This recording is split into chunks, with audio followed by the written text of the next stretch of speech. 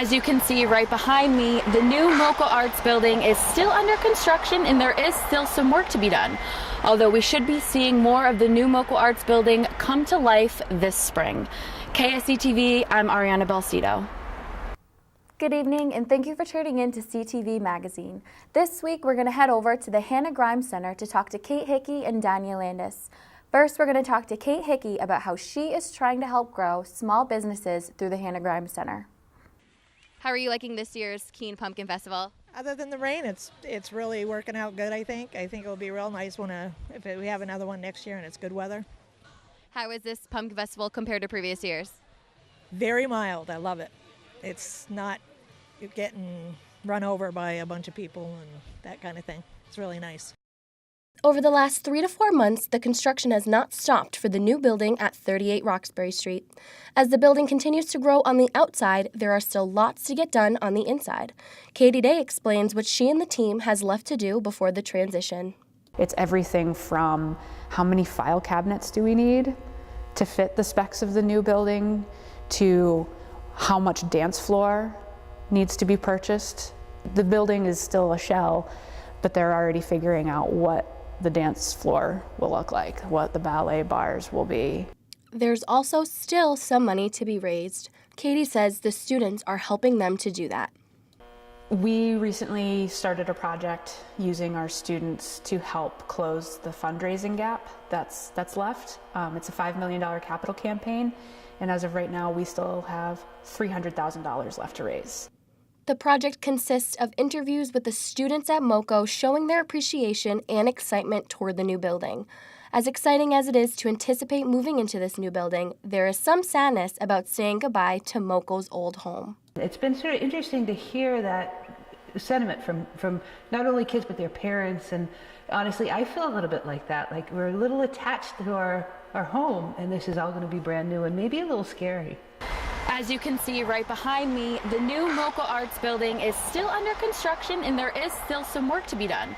Although we should be seeing more of the new Moco Arts building come to life this spring. KSE TV, I'm Ariana Belcito. Good evening and thank you for tuning in to CTV Magazine. This week we're going to head over to the Hannah Grimes Center to talk to Kate Hickey and Daniel Landis. First, we're going to talk to Kate Hickey about how she is trying to help grow small businesses through the Hannah Grimes Center. Tell me about what you do here. So I'm the program director here at the Hannah Grimes Center for Entrepreneurship, and what that means is that I work on the Business Incubator program, and a Business Incubator program nurtures small businesses start, launch, or grow their business. So with that programming is monthly meetings where it's about accountability, community, and goal setting. And then with that there's workshops. We have a huge array of workshops from Excel spreadsheeting to B Corp panels and social media marketing. Then we also have our pro bono coaching. So pro bono coaching are experts in their field who volunteer their services to do some troubleshooting with some small business entrepreneurs. And then some other program we have gears towards investors. So how do you prepare an entrepreneur to present their business as an investment opportunity to a room of investors? How do you rent a space here? Sure. So the space here, we see it a couple different ways. So with our Business Incubator program, it's programming for sure. So that's monthly meetings with the accountability and community and goal setting.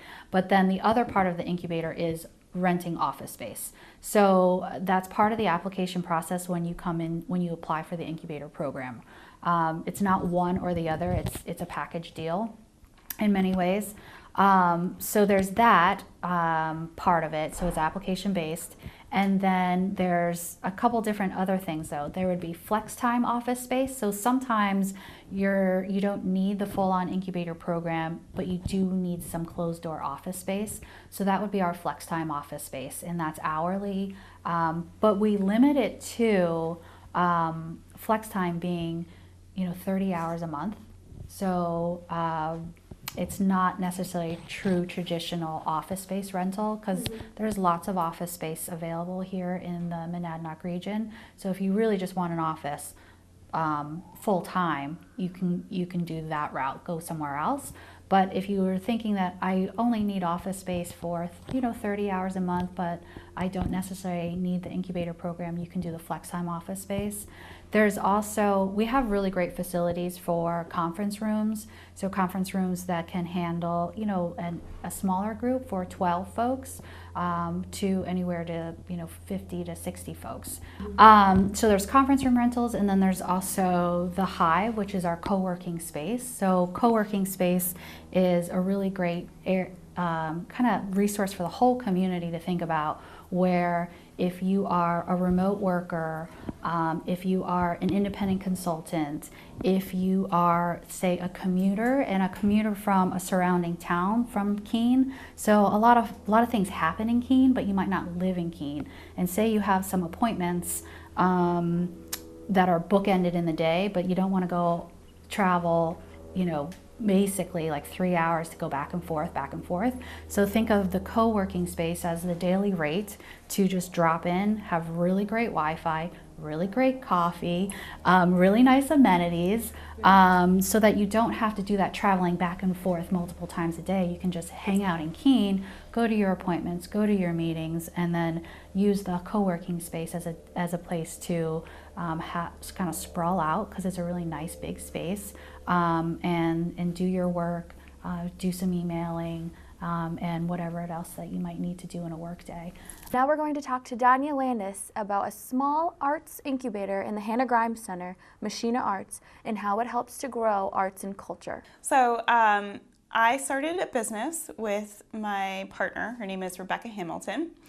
And we promote artists, musicians, and performers. And we do that by spatial design. And spatial design for us is two different types of services. There's event management and there's interior design. So we are basically building community and spaces for artists through those two services. How does Machina Arts help other artists? So part of our mission is to positively transform our community through arts and culture. And so what we do is provide opportunity and space for artists to have ideas, to grow, to network, to sell their work, and to build community together. We believe that arts are the soul of any city. And without that arts and culture sector of our economy, we are not going to be able to retain young professionals and millennials in our area. So it's really important to us to provide those spaces. The Monadnock region has a high concentration of artists and musicians, very high. And all those artists and musicians a lot of them are not showing their work here. They're going to places like Brattleboro or Burlington or New York City or just anywhere else. They're traveling, and why do they need to travel when they can show their work in Keene? And in the Monadnock region, Keene does not have any public galleries on the main street right now. And there is efforts to try to change that, but it's difficult for artists to be able to actually make a career and be a professional in this field without the opportunity to show their work. It's just, so part of our mission in doing this is to really provide that opportunity, but also the other side is to provide that cultural experience for people who really want to do things outside of just going to a bar and having a drink, but really experiencing art, culture, and community and coming together through that. So we, in January, were asked by the Hannah Grimes Center, because we are incubators in this space, which means they're helping to cultivate our small business. We were asked to design the Hive as a co-working space. And we also brought the idea up of creating it as a venue and a space for networking and gathering in the evenings as well. So in that design, we designed this space so that it's easily transformed into a venue after hours. So we do a Friday night cocktail hour from 5 to 7, and that cocktail hour is to help to encourage business owners, community members or anyone who wants to come and feel not pressured like they're at a bar, but somewhere they can have a drink at the end of the week, unwind, maybe meet some new people in the process, have a good conversation, and really have a creative space to be in at the end of the week. Those Friday night cocktail hours are also often, we give the option for anyone to host one. So that's an artist, community member, person who's passionate, like a magician, like a comic, anything. We're very open to having someone host those events. And so they can come in and they can bring music, food, dancing, whatever they want to bring in, they can bring that in. And they can present that to the community. We have certain rules, like it's always open to all. How do they go about letting you know about hosting an event or, coming in and booking a show? If any artist or musician ever has an idea or wants to be booked for Live at the Hive, they can go on our website. It's machinaarts.org, and there is a button you can click as a musician to fill out a little form that tells us a little bit more about you, and we can try to work with you on that. There you have it. Thank you for tuning in to CTV Magazine. We'll see you in 2 weeks at the same time. Good evening, and thank you for tuning in to CTV Magazine. Today I'm here with Jennifer Matthews, and she's going to talk to us a little bit about the Monadnock Pumpkin Festival and how it went this weekend. Hi. Hi. So how did this year's Monadnock Pumpkin Festival go in comparison to previous years? Mother Nature certainly worked in our favor, and we had gorgeous weather. So one of the biggest differences is that people came and stayed for the whole day. It wasn't cold, it wasn't rainy, it was absolutely perfect weather. So carving pumpkins wasn't too chilly on their hands, and they just stayed and had a great time. Awesome. What type of activities did you guys have? So when you first walked in, we had our Pink Pumpkin Challenge pumpkins sort of displayed, which was to benefit the Joys Network. And then you'd walk around the corner, and there was what we call the Carve Park. So there was free carving all day. We had giant displays of pumpkins. We had a Touch-A-Truck that featured Mater from the movie Cars. We had rides, amusement rides. We had hay rides. We had a haunted hay ride, food vendors, LARPing, live music. We had a steampunk meetup. So there was like so many different things. A baking contest, lots of different things. Oh wow, that's awesome.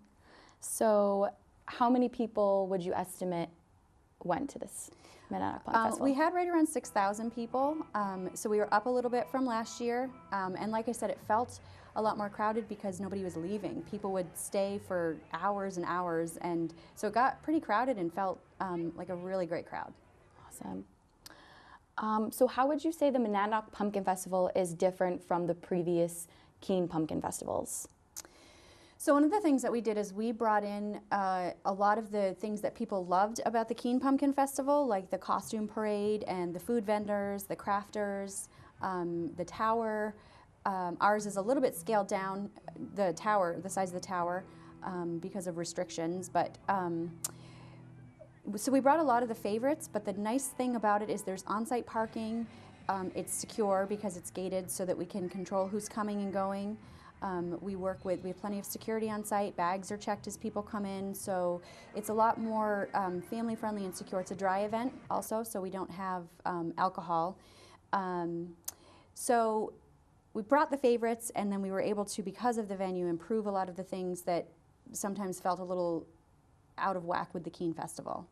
Would you say there was a lot of college students that were there, or was it more so just families, kids? It was a great mix of crowd. We definitely had some college kids there carving, college students carving. Mm-hmm. You guys aren't kids.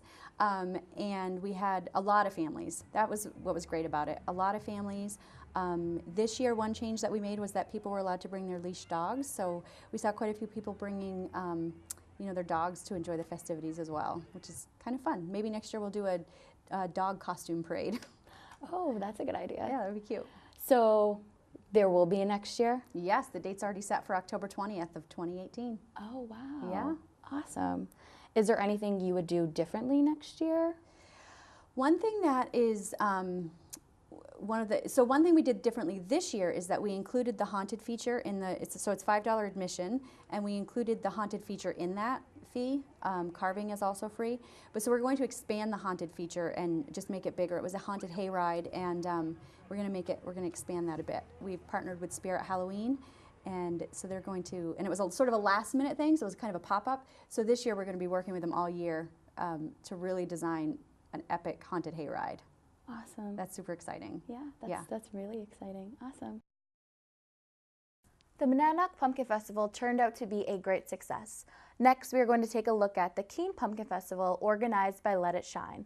This has been the first pumpkin festival Keene has had since 2014. Despite the weather, lots of people showed up to play pumpkin games, see live entertainment, take fall portraits, and participate in other activities. Pumpkin Fest volunteer Liam Yardley said despite the festival's diminished size, people still had fun. How are you liking this year's Keene Pumpkin Festival? It's pretty sweet. I mean, I'm used to like seeing a ton of people, and that's a little different. But I mean, what after happened, I kind of get it, and I understand why. But the people that be here really want to be here. You can tell just because of how, I mean, the weather conditions aren't the best. So the people that want to be here really enjoy it, and that shows a lot, means a lot. How do you like this pumpkin festival compared to previous years? How is it different for you? It's a lot quieter. That's enjoyable. You can walk around more. You don't have to worry about bumping into people. So it's a lot more peaceful, which is nice. And just my mom's like working over there in the store, so that's cool. There's a bunch of pumpkins, food. I mean, there's not as many like little they used to have those little stores and stuff around, which is cool to walk around to. But there's still the games, and seeing the little kids over there playing the games earlier was very cool too. Diane Croteau, another Pumpkin Fest volunteer, liked how the Pumpkin Fest this year was scaled down in size. How are you liking this year's Keene Pumpkin Festival? Other than the rain, it's really working out good, I think. I think it'll be real nice if we have another one next year and it's good weather. How is this Pumpkin Festival compared to previous years? Very mild. I love it. It's not getting run over by a bunch of people and that kind of thing. It's really nice. With Keene Pumpkin Festival making a comeback, this year was made to stay small and focus on the children of SAU 29. According to the Keene Sentinel, the total carved pumpkins scaled down from 22,000 in 2014 to just a few thousand. Find you some tunes today. We have their names obviously. Thank you for tuning into this week's CTV Magazine. We'll see you in 2 weeks at the same time.